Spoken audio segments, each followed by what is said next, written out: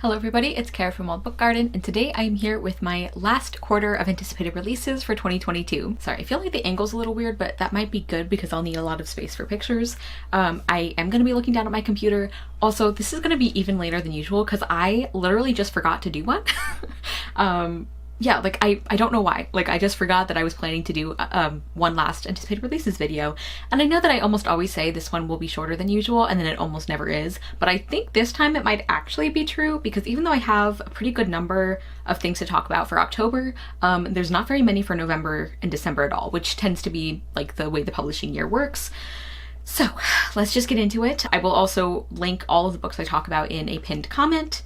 And I will also try to link if I can remember where I heard about something from.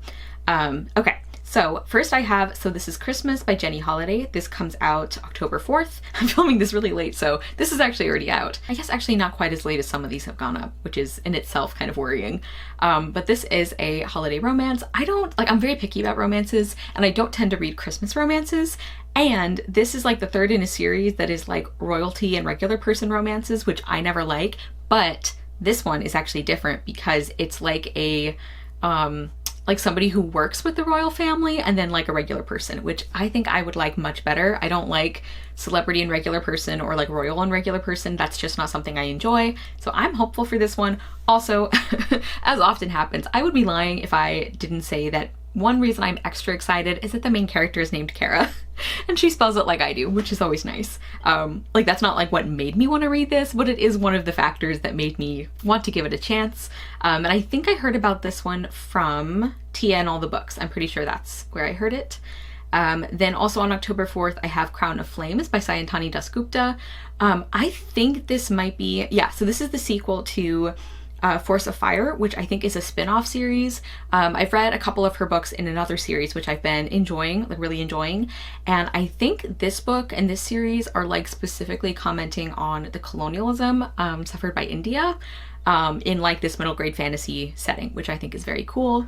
I've heard, yeah, I definitely want to pick that one up and just continue reading her books in general. Then on October 4th, also I have a re-release of one that was indie published. This is A Dabry of Blood by S.T. Gibson. This is a queer Dracula retelling that is like told from the perspective of Dracula's brides, which I have heard fantastic things about. I've heard this is pretty steamy, I think, or at least very like sensual. I'm never sure how to say that word. Yeah, I actually personally really like the new cover. Like I really liked the old one as well, but I really like this design as well. I know some people have mixed feelings on that. Then on October 11th, I have The Premonition at Wither's Farm by Jamie Jo Wright. This is a book I heard about from Tia and also from Krista at Books and Jams. I know Krista has read quite a few of Jamie Jo Wright's books and really enjoys them. I've never picked one up, but the premise for this one sounds really interesting. It is dual timeline, which I don't tend to like, but sometimes I can be okay with it. Like infrequently, but it does happen. So the past timeline, which will almost certainly be the one I prefer, is in 1910 Michigan, and it involves a young woman who the local doctor basically thinks that she doesn't actually know what she's doing about like healing and like taking care of people. I think it's like she is more like traditional practices, but they end up having to work together when there is a killer on the loose. And then in the present day, I think we follow maybe like one of these characters' descendants, I feel like. And it looks like this one is going to deal a lot with miscarriage, so do keep that in mind if that's a trigger for you. But our other main character is named Molly, and it says she's facing depression after multiple miscarriages. Molly is adapting to her husband's purchase of a new farm. A search for a family tree pulls Molly deep into a vintage web of deceptions, made more mysterious by the disturbing shadows and sounds in the old farmhouse. Perliette fights for her life. She was the female character in the past timeline, and Molly seeks renewed purpose for hers as she uncovers the records of the dead. Will their voices be heard, or will time silence their truths forever? I think that sounds good. It sounds like this is going to be like a little bit spooky and then like a mystery and a historical element. I don't know, I feel like I might enjoy this one. And I've heard very good things about Jamie Jo Wright's books. Then on October 11th, I have a graphic novel called 12th Grade Night. This is a comic or like graphic novel retelling of Twelfth Night, like the Shakespeare play, and I believe this is queer and it involves helping to plan the school's 12th grade night dance. I just think this looks really fun. Excited about another Shakespeare retelling. Then another graphic novel definitely a very different tone. I have Numb to this, Memoir of a Mass Shooting by Kendra Neely. This is a nonfiction memoir graphic novel, and I heard about this from Amanda, the Curly Reader, and I'm really glad I did because like I had not heard anyone talk about this, and this is unfortunately a really topical release for the US. I tend to stay away from stories involving mass shootings, but I think this one is really important. It's written by a survivor of one, and I just trust her to write it, you know, and I think it's important to read these things and to be aware of these things. I mean, it's hard to live in America and not be aware of these things, but you know what I mean. So I definitely want to read this one. I already ordered this, and it's going to be, I'm sure, very difficult to read, but like I keep saying, I think it's important that those stories are out there. Then on October 13th, I have The House of Lost Wives by Rebecca Hardy. I believe this is a UK release. I actually just ordered this recently from Blackwell's, by the way, which is an independent bookstore that you can order online. They do free shipping to the US and I believe to other countries. This is not sponsored, I just really love them. And I do want to mention that Book Depository is owned by Amazon now. So if you would like to get like UK editions or something and not support Jeff Bezos, that is an option. I also know that like sometimes Amazon or Book Depository really is people's only option. So I am in no way trying to like shame people who like use that or anything. I'm just mentioning that if you are looking for an alternative, Blackwell's is great. Shout out to Hannah and Mary Margaret for getting me onto them because I love them. Anyway, so this one, let's see. I remember being really excited about the premise and I don't remember which part it was. Oh, I remember. So this kind of reminds me a little bit of a Bluebeard retelling, and also a little bit like Nettle and Bone by T. Kingfisher, because our main character is a young woman who finds out that she's going to be the 5th mistress of this house. Like she is sent to take the place of her sister who married this Lord Blountford, who her sister actually died. And so when she gets there, she finds out that there have been like a series of women who have been married to this man and died. It says, Marisa, Anne, Pansy, Esme. What happened to the 4 wives who came before her? In possession of a unique gift, only Lizzie can hear their stories and try to find a way to save herself from sharing the same fate. I think this sounds really like creepy and atmospheric. I loved Nettle and Bone. I also really enjoyed The Seventh Bride, which is a Bluebeard retelling by T. Kingfisher. And I just love the feeling of like standing up for other women and telling those stories. So I think this is going to be right up my alley. Then I have Road of the Lost by Nafisa Assad, which comes out on October 18th. And I don't really remember specifics about this one. I have enjoyed other things I've read from her. And this, like, I try not to pay too much attention to comp titles, but the one that they use here is The Cruel Prince, which is very intriguing to me. It says it follows a girl who's discovered she spent her life under an enchantment, hiding her true identity on her quest into the magical otherworld to unlock her powers and discover her destiny. So there are going to be fae here, and I really love stories that are kind of like changeling stories, but you follow the changeling. That's like a very specific trope, but it's something I love, and that's kind of the vibe this gives me. So I'm excited. Then on October 18th as well, I think that was the same date, The Glass Witch by Lindsay Puckett. This has a plus-sized main character and it's a middle grade fantasy. There's also some creepy elements. Yeah, this just looks really fantastic. Then probably one of my most anticipated releases for the whole year, also on October 18th, I have Love from Mecca to Medina by S.K. Ali. This is the sequel to Love from A to Z, which I absolutely loved. It's one of my favorite contemporaries, and this is the sequel. It follows our main characters Adam and Zainab on a pilgrimage from Mecca to Medina, and I am just very excited. I love S.K. Ali's writing, I love her books, I love her characters. I loved the first book in this series, so this is obviously one I'm very excited for. Then I have a nonfiction book on October 25th. This is The Revolutionary Samuel Adams by Stacy Schiff. This is about Sam Adams, who is one of the, would you call him a founding father? He was definitely like of that era in the US, and I don't know much about him, but what I do know is very interesting. And I believe he is actually the Sam Adams who has the alcohol. Yeah, so the description says, a revelatory biography from a Pulitzer Prize winner about the most essential founding father, the one who stood behind the change in thinking that produced the American Revolution. I just think that sounds interesting. I tend to be interested in like lesser known important figures from like this era of American history, and the main reason that I'm extra excited about this is because I absolutely loved Cleopatra by Stacy Schiff, and so I'm pretty much excited for most of what she comes out with. And then I also have on October 25th, Strike the Zither by Joan He.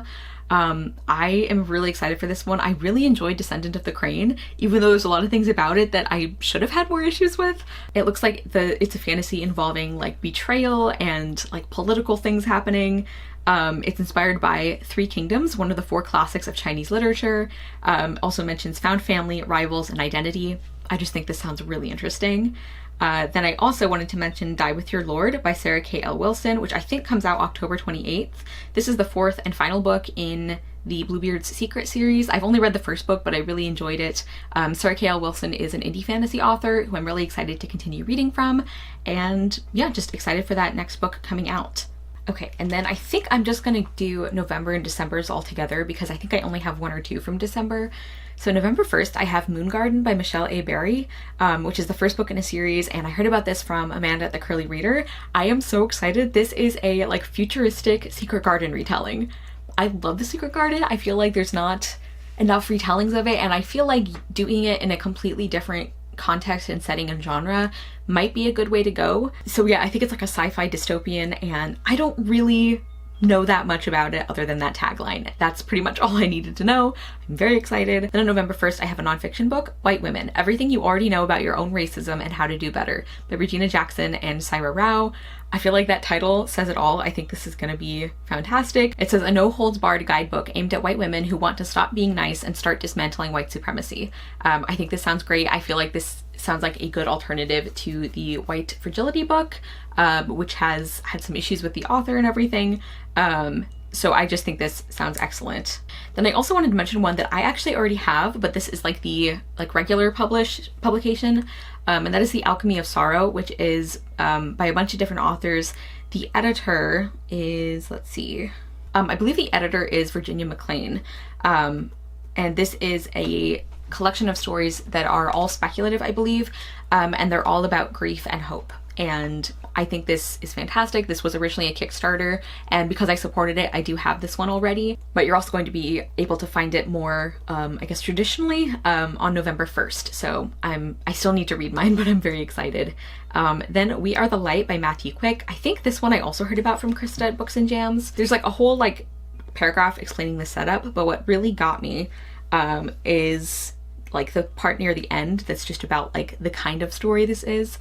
It says, We Are the Light is an unforgettable novel about the quicksand of grief and the daily miracle of love. The humorous, soul-bearing story of Lucas Goodgame offers an antidote to toxic masculinity and celebrates the healing power of art. In this tale that will stay with you long after the final page is turned, Quick reminds us that guardian angels are all around us, sometimes in the forms we least expect. I just think this sounds incredible. I love the idea of this kind of book talking about toxic masculinity and how to combat that. I think that sounds great. Then I have The Vermilion Emporium by Jamie Pacton. So this is described as the heart-wrenching story of the Radium Girls meets the enchanting world of Howl's Moving Castle. Jamie Pacton's fantasy debut is a story of timeless love and deadly consequences. So I have not read the Radium Girls. I know about some about the story behind that, but I'm never gonna read that book. I just even listening to people review that one had me gagging. I just can't. But I like the idea of putting that in a fantasy setting, and I think instead of radium, it's like a magical thing that these women start suffering from. And I like the idea of combining that with a Howl's Moving Castle vibe. So I think that sounds really interesting. Then I have Sir Cali and the Champions of Helston by Esme Symes Smith. And it looks like it's going to play with gender in a fantasy setting in some really fun and interesting ways. It says, in a magical medieval world filled with dragons, shapeshifters, and witches, a 12-year-old hero will search for their place as an impending war threatens. A thrilling middle grade series opener that stars a non-binary tween and explores identity and gender amid sword fights. I think that sounds great. Then, also on November 1st, I have The Luminaries by Susan Dennard. I really don't know that much about this one. I think it's an atmospheric contemporary fantasy paranormal. I know this is the one that was a Twitter thing that she started. I was not involved in that at all. I wasn't one of the people following and voting. I just kind of know about it, but I love the Witchland series, so I definitely want to try this one. Then I have Silver in the Mist by Emily Victoria, which comes out also on November 1st. I heard that this has Ace Rep, and I think it maybe is a revenge story, and I think our main character might be having to infiltrate the royal court, so it sounds very political. Yeah, I just think this sounds really fascinating. Then I have one that my friend Julia from Shakespeare and Such heard about, and she like immediately sent me the link. It's the Secret Garden Devotional, a chapter by chapter companion to the beloved classic by Rachel Dodge. The Secret Garden is one of my favorite books, as you can tell probably by the way I talked about that retelling coming out. And this is a devotional that is meant to like accompany it, which I just think sounds really, really interesting. I don't read a ton of devotionals. I feel like it's sometimes hard to get a feeling for like the kind of devotional it is, you know? Like the tone and like the material, I guess, that the author is using. But I'm excited to try this one because like I love The Secret Garden. It looks like it's going to be beautifully illustrated. So yeah, definitely want to try that. Check that one out, and that comes out November 1st. Then on November 8th, I have Children of Ragnarok by Cinda Williams-Chima. I love her Seven Realms series. I need to read her other series as well. But like I'm not super big on Norse mythology, but if anyone could get me excited about it, it's probably Cinda Williams-Chima. Like not that I don't like it, but it's just not usually one of the kinds of stories like of mythology that I'm drawn to.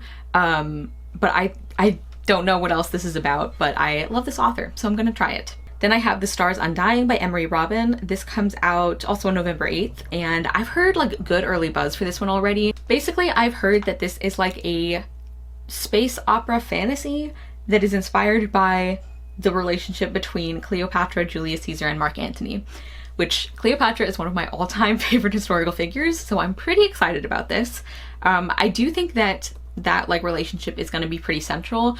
I wonder, because like one of the things that I find frustrating about studying the real Cleopatra is the way that she is so often reduced to her relationships with these men.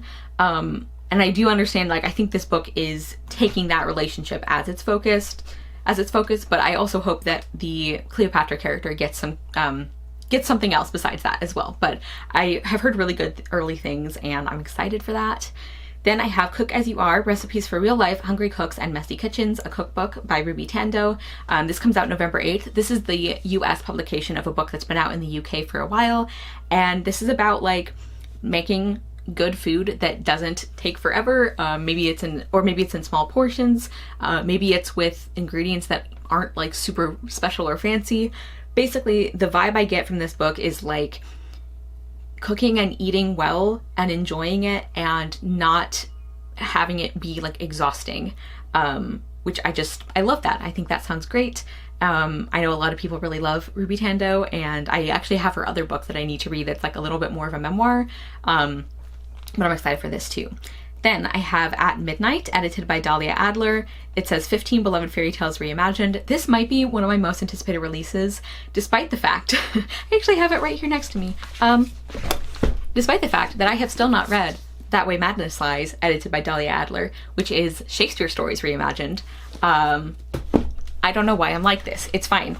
But I'm still really, really excited for this. It has some of my favorite authors.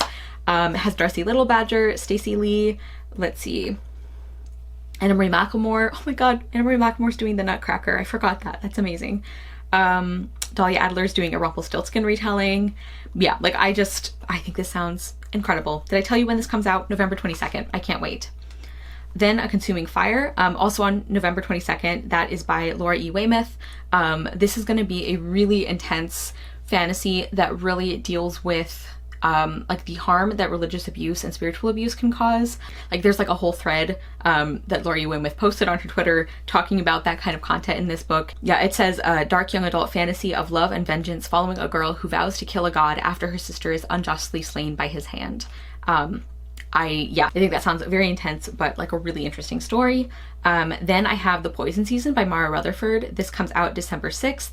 And I think I heard that Mara Rutherford kind of like developed this story or got the idea for it during lockdown, because it's like a very like isolated kind of fantasy story. Our main character finds a boy on the verge of drowning at this lake, and she knows that she's supposed to, I think, get rid of him, like kill him or exile him, but she actually, I think, saves his life. And I don't really know what else besides that. I've heard good things about Mara Rutherford's other books. I feel like the idea of an isolated fantasy like that just sounds really interesting to me. Like it sounds very atmospheric too, so I definitely want to check that out. And then I think the only December release I have so far is Poetry Unbound, 50 Poems to Open Your World by Padraig Otwama.